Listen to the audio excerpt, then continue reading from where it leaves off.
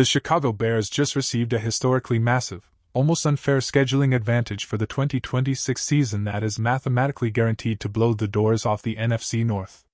We are talking about a hidden scheduling cheat code that has not been seen in the National Football League in over 3 decades. If you thought last year's 11-win playoff run was a fluke, you better buckle up, because the league just handed this team a golden ticket straight to the Super Bowl. If you want to help us absolutely crush our all-time channel records today, smash that like button, share this video with every diehard fan you know, and hit subscribe right now. Good news just keeps rolling in for this franchise, and honestly it is enough to make the rest of the league sick with jealousy. When you first look at the slate of opponents for this season, your initial reaction is probably a little bit of panic. There is a lot of red on that calendar. On paper, it looks like a gauntlet. But when you peel back the layers and actually look at the logistics, a completely different, thrilling story emerges. Thanks to an incredible deep dive by the legendary data analyst Warren Sharp, we now have concrete proof that the structure of this schedule is an absolute godsend. We are talking about the kind of logistical edge that turns good teams into unstoppable juggernauts. Last year, during the 2025 campaign, this team was dealing with an absolute nightmare of a schedule. They ranked 29th in the league for preparation and rest, and 25th in net rest ranking. Over the course of an exhausting 18-week season, they operated at a negative 4-day rest disadvantage. That means they had significantly less time to heal their bruised bodies and less time to study film than the average opponent. Yet, despite being overworked and underrested, they still pulled off a miracle. They jumped from 5 wins in 2024 to 11 wins in 2025, and even captured a massive playoff victory. Keep in mind, they did all of that with a coaching staff that had an entire week less to prepare for the postseason because Green Bay rested their starters in Week 18. Now, flip the script to this year. They have catapulted from the bottom of the barrel straight to number 1 in the NFL for net rest advantage. We are talking about a plus 15-day differential. That is the second largest rest advantage awarded to any single franchise since 1990.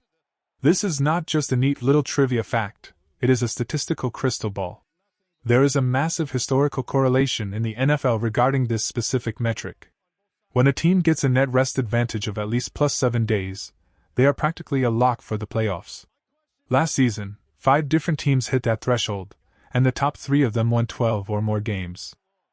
I mean, seriously, what is a brilliant offensive mind like Ben Johnson supposed to do when you hand him the biggest preparation edge in modern football history? We already know how lethal this coaching staff can be. Good coaches exploit every single microscopic weakness they can find on film. When you give a smart, aggressive staff extra days in the lab to dissect an opponent's defense, they are going to tear it to shreds on Sunday.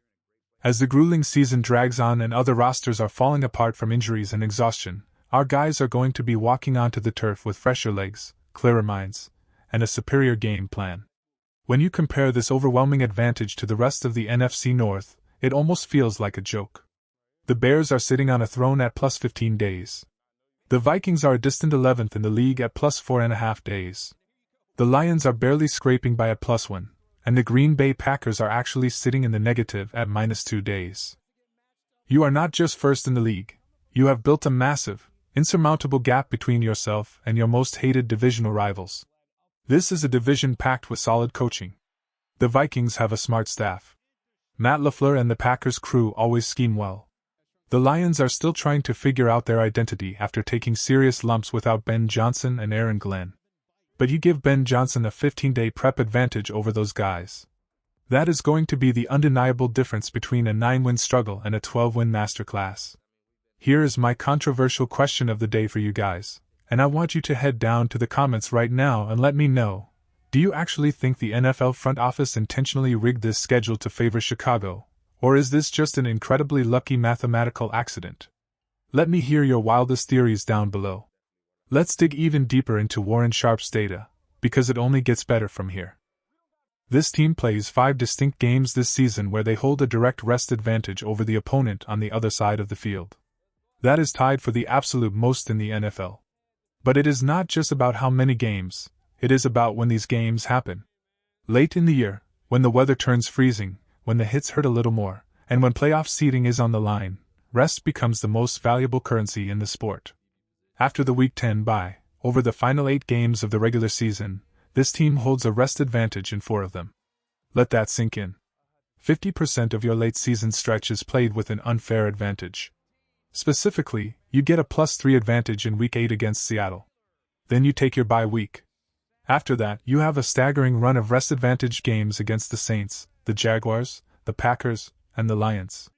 And here is the absolute kicker: 4 out of those 5 games are played right at home. You are not only getting extra days to sleep in your own bed, but you are completely avoiding the physical toll of airport security, cramped flights, and hotel living. Imagine a team like Jacksonville, who has to pack up, fly out of the sweltering Florida heat, and step onto the freezing grass in Chicago against a fully rested, violent defense. It is an absolute trap, and it heavily favors the home team. The historical betting statistics back this up perfectly. Since 2020, when playing with a severe rest deficit of 3 or more days, this franchise is an abysmal 0-9 straight up, and 1-8 against the spread. However, when they play with literally any rest edge at all, they instantly become the 4th best team in the NFL, covering the spread 55% of the time. Last season alone, they were a dominant 11-2 straight up and 11-1 against the spread when they didn't have a rest deficit. And guess what? This year, there is not a single game on the schedule with a -3 rest deficit. There are only 2 games the entire year where they have any deficit at all. The first one is a measly -1 day against the New York Jets. The Jets might legitimately be the worst team in football right now, and you get them at home, early in the season, before the physical wear and tear has set in. If you had to handpick a game to take a minor rest hit, the Jets at home is the absolute dream scenario. The only other deficit is Week 9 against Tampa Bay, sitting at -1.5 days, simply because we play Seattle on Sunday Night Football the week prior. Again, the Tampa game is at home, in the first half of the season. You play absolutely 0 games against teams coming off their bye week. None. Look at the heavy hitters on the schedule. You have a +3 advantage against Seattle, +3 against Jacksonville, +3 against Detroit in Week 17. All of these teams were above 500 last year. One won 13 games, one won the Super Bowl, and Detroit won 9 games while beating us twice. Getting a massive preparation edge against elite competition is exactly what this staff needs to flip the script. Football, more than any other sport on earth, is dictated by coaching.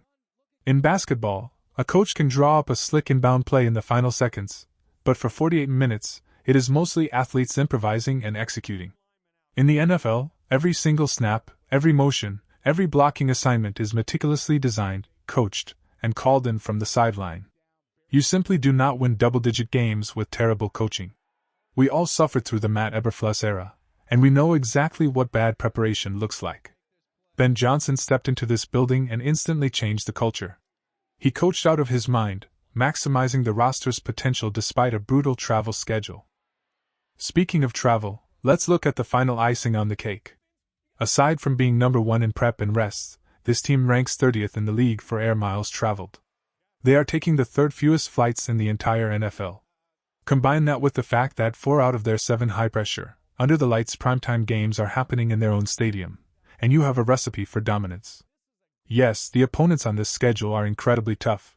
But in this modern era of the NFC North, you are going to face a brutal gauntlet of teams no matter what year it is. Having a manageable road slate, extra days to heal before facing heavyweights like Seattle, and 0 dreaded post-bye-week opponents is a miraculous break.